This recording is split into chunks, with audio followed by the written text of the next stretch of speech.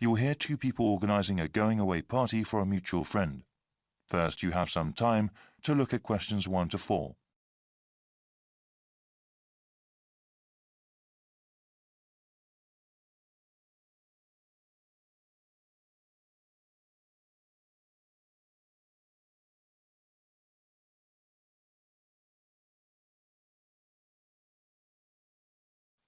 Now we shall begin. You should answer the questions as you listen, because you will not hear the recording a second time. Listen carefully and answer questions 1 to 4. Hey Bruce, looks like we got some planning to do for Albert's going away party, right? There are certainly some things we have to talk about now. Yeah, that's better than doing everything at the last minute. Okay, so I can write some notes as we talk. Sure thing. So, when should we have the party? He goes to Thailand on the 26th of August. Okay, let's have it on the 24th then. Yes, let me see. That's a Friday. That'd be perfect. Now, where should we have it? At a bar or a club? You know, I think he would like something really intimate, nothing too loud. A restaurant would be good. Maybe the Apple Tree Grill? Great place, sounds good. Okay, now we have to think about who to invite. Well, his best friend from college. Sure. And his cousins? Right. Oh yes, his co-workers. Yeah, okay, his co-workers and his boss. Any other people? How about his yoga classmates? He does love yoga, but that might be too many people. I suppose so. I can email and text message the invitations. When should I send them? We should send them out soon, but not too early. How about the 16th of August then? Well, why not give it a few more days? The 13th? All right, I think that's a good time too. Before you hear the rest of the conversation, you have some time to look at questions 5 to 10.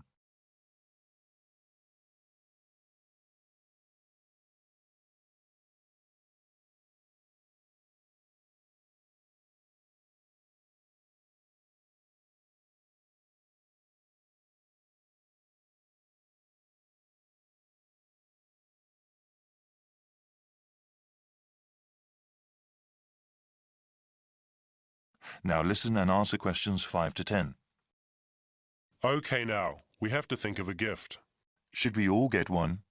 No, I was thinking we could all give money for the party and the gift. You know, something really nice. Yeah, that'd be better than getting him little things individually. I can ask for the money. Thanks for doing that. How much should we ask for?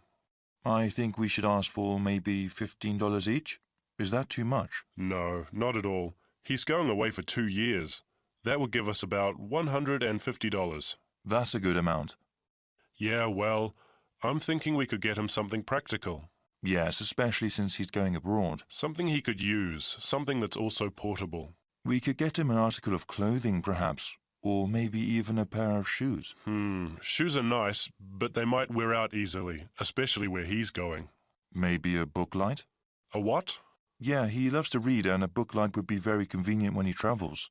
Okay, that's one good gift idea. Did you write that down? Yep. Now, we need to think about reservations at the restaurant. Well, we should get their big banquet room, yeah? Yes, definitely. Should we ask the restaurant to prepare a buffet? Isn't that expensive? No, I don't think it is. A buffet dinner sounds cheaper than everyone ordering individual meals. Definitely. How about drinks? They can buy drinks themselves, or bring their own. Okay. Yeah, it would cost too much if we bought drinks ourselves. Certainly. We have to ask someone to bring an MP3 player. The restaurant has speakers and we can hook it up for music. Sounds good. Actually, there is one more thing that I thought we should do since Albert is leaving for such a long time. What were you thinking of? Maybe we could have a slideshow of all the fun times we've had. That'll take a little bit of work, but I think it's a great idea. Actually, in the invitation, can you ask for some photos people have of him? Yeah, definitely. I can scan them or people can send me digital photos they have. All right. I'll tell them when I send out the invitations. Then I can make a little presentation. I can't wait to see his reaction. Yeah, especially that one picture where... That is the end of part 1. You now have half a minute to check your answers.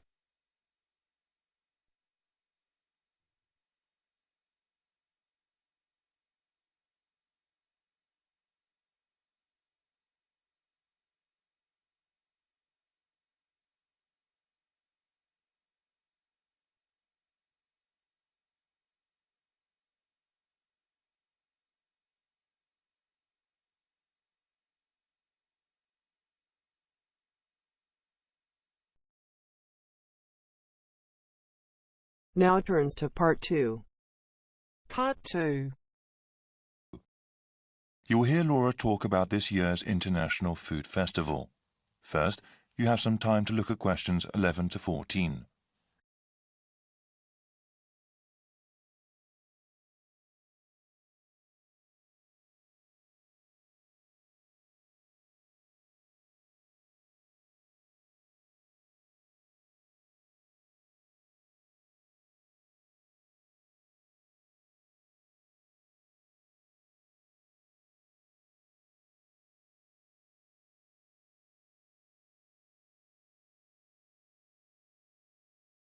Now listen to the first part of the talk and answer questions 11 to 14.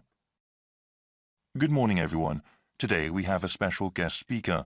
Laura Lanthor is director of the International Food Festival this year. Laura, can you tell us about what to expect at the festival? Of course, Vincent. This spring, people in the city can go to the 7th Annual International Food Festival. This is a special event for the whole family. I do have to tell you, though, we are holding it at a different date than before. Easter is exceptionally early this year, and if the festival were held as usual, it would have fallen on the same weekend. This year, the festival will be held on the first week of April, before Easter. The festival will be held at the Walker Field grounds and will be divided into 4 main areas. There will be a Western food area with authentic representations of European cuisine. There will also be an East Asian section with chefs and products from Japan, Korea, and China. A South Asian section will have food from India, Vietnam, Thailand, and Indonesia. For the first time this year, we will also have a Latin American section where people can try things from Mexico, various Caribbean countries, and South America. There will also be special booths where people can learn about all these cuisines. This year, we are expanding the cooking workshop and demonstration portion of the festival. Attendees last year really seemed to like learning about food and having a hands-on experience. Before you hear the rest of the talk, you have some time to look at questions 15 to 20.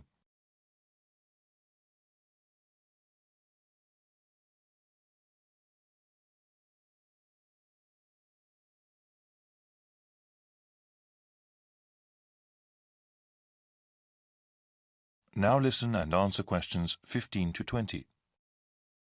I'll give you a brief description of 3 of the workshops we have. Like I said, these allow you to participate directly in the making of food and teach you techniques you can use at home. For a full list of them, please go to our online website. We will give you the site address after the end of my talk. You will also find there the procedure to pre-register for the workshops. Pre-registration takes place when you buy your festival tickets and is highly recommended. Non-Western food has become increasingly popular these days, and many people are interested in how to cook such food at home. Such cuisines use a variety of different spices, ones that aspiring cooks might not be familiar with. Therefore, our world tour of spices is a good introduction to the flavor profiles of other cuisines. I would recommend it for adults who want to seriously learn about cooking. Small children might not take to the more exotic spices. One workshop that is meant for children is Candy Adventures. They're traditional activities like making gingerbread houses. Other activities teach basic decorating techniques, including the proper use of coloring dye. Kids can also learn how to make flowers and other objects out of cake frosting.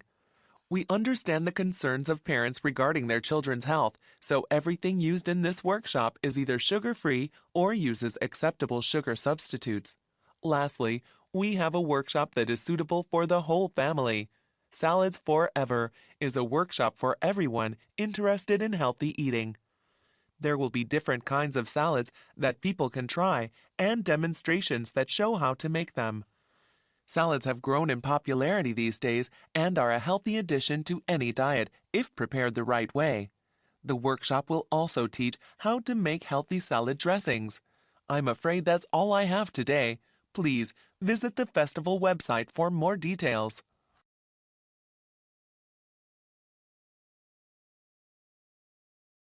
That is the end of Part 2. You now have half a minute to check your answers.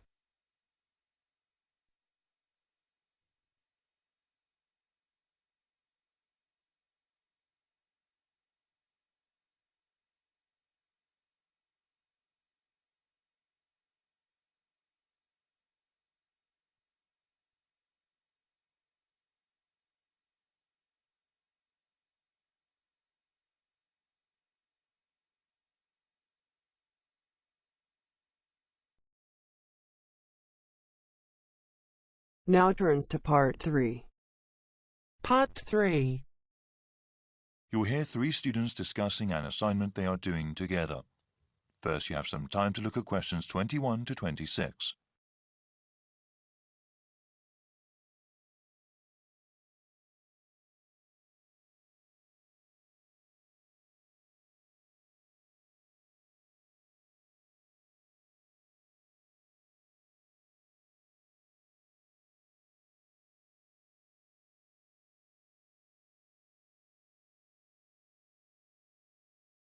Now listen carefully and answer questions 21 to 26.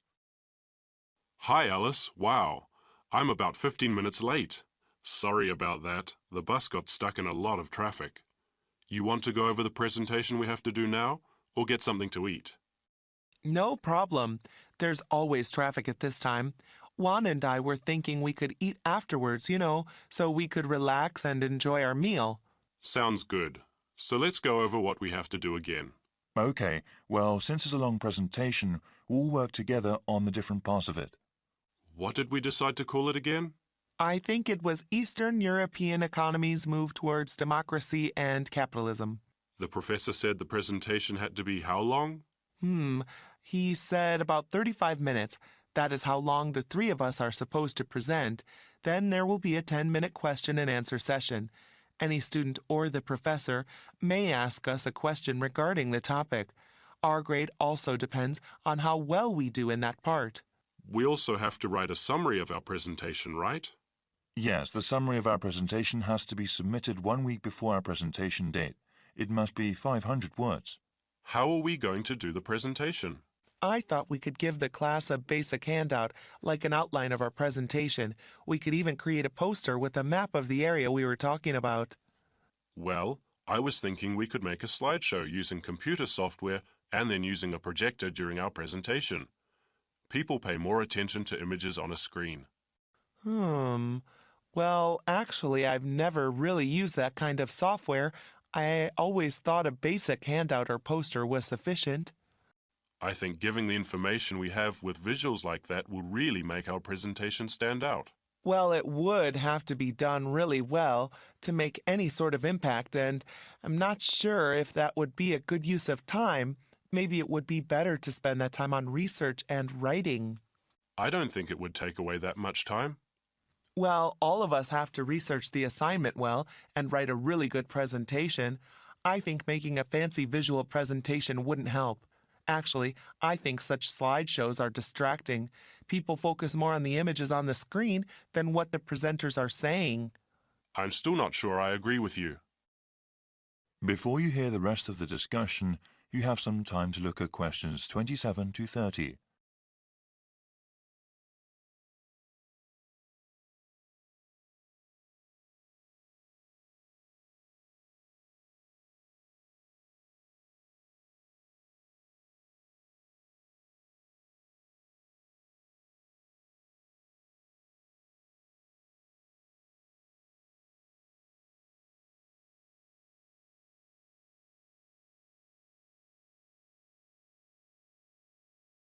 Now listen and answer questions 27 to 30.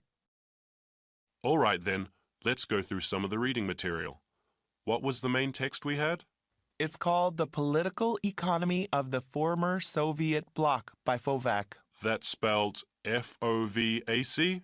Yes, that deals with the specific area of Europe we are researching. There is also An Economy in Transition by Smith. That one is published by the University Press. Well, the professor suggested another useful book, one that focuses on the leadership of those countries.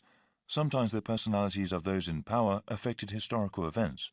It's called Foisted into Power by Brown, published by the Academic Press in 2005. Well, We still have to plan out a few more things, but I am quite hungry now. Shall we get a snack before we proceed?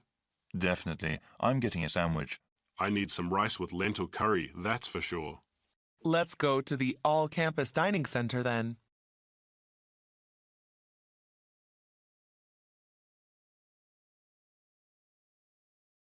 That is the end of part 3.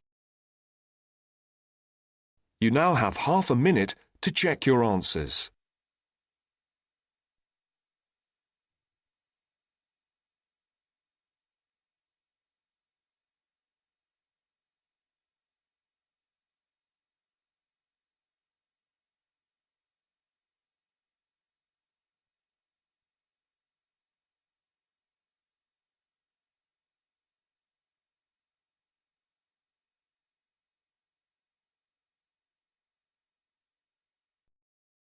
Now turns to part 4.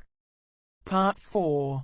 You will hear a student representative explaining the views of the student body about how a large donation to the school should be spent.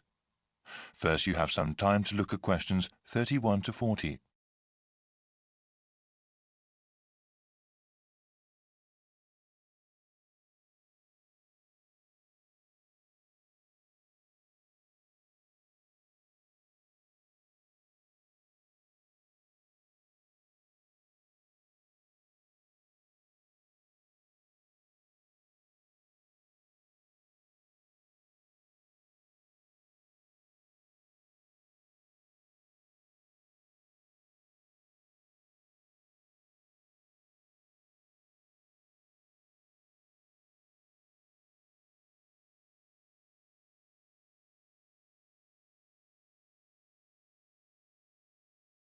Now listen carefully and answer questions 31 to 40. Thank you, Mr. Chairman, for asking the student body about the recent large donation to our school and what it should be spent on. Also, thank you to the rest of the Board of Trustees for letting us have some say over how to improve our university. We know that sometimes students and administration have different priorities regarding the development of the school, but we hope you sincerely consider some of the ideas that are proposed. When the estate of Paul A. Modrib announced that he had left over $50 million to the school, the whole community was quite ecstatic and very grateful for such a generous gift. Since the initial euphoria has passed, though, we have all realized that some tough decisions have to be made. The donation can help fund new projects for the school or improve existing facilities and programs. But there is not enough money to pay for every single idea. That is why the University Senate, through an online survey, asked the student body what ideas they thought were best. The first part of this survey consisted of an open question. Students could list any number of different ideas. The results were then compiled in order to do a second online survey. Ideas that were totally impossible, or those that were jokes, were taken out. All the ideas that consistently came up again and again were put to a vote. We found that the 4 things that came up the most were all pretty different. I will mention them briefly before going over the pros and cons of each of them. In the first part of the survey, we saw over and over again that students wanted to improve the residential dormitories, completely redo the campus dining system, remodel the athletics building, and finally increase funding for research projects and grants, especially for those in science. Obviously, there is not enough money from the donation to pay for all those ideas, so we have to prioritize.